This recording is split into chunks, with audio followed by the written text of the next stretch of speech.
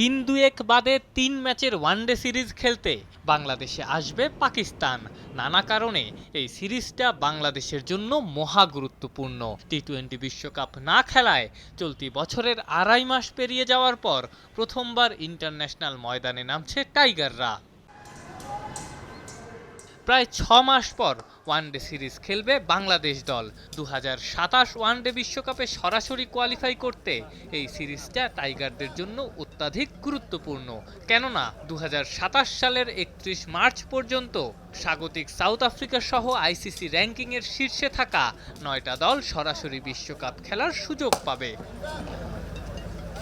সেই তালিকায় নাম ওঠাতে হলে ওয়ানডে র্যাঙ্কিংয়ের ১০-এ থাকা বাংলাদেশকে র্যাঙ্কিংয়ে উন্নতি করতে হবে। পেছনে ফেলতে হবে ১ পয়েন্ট বেশি নিয়ে ৯ থাকা ওয়েস্ট ইন্ডিজকে।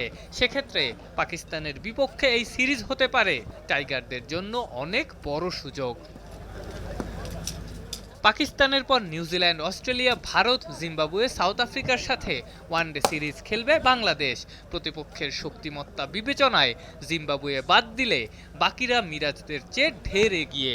যদিও সাউথ আফ্রিকা, জিম্বাবুয়ে বাদে বাকি সিরিজগুলো হোমে হওয়ায় বাংলাদেশ দল একটা আশার আলো দেখতেই পারে। সেজন্য পাকিস্তান সিরিজের প্রস্তুতিতেও আটঘাট বেঁধে নেমেছে লাল সবুজের প্রতিনিধিরা। শুক্রবার হোম অফ ক্রিকেটে ফ্লাড লাইটের আলোয় প্র্যাকটিস করেছেন শান্ত মিরাজরা। শনিবার বিসিএল অলস্টার্সের বিপক্ষে একটা প্রস্তুতি ম্যাচও খেলবে বিসিবি 11। আফনান পিয়াল, যমুনা স্পোর্টস, ঢাকা।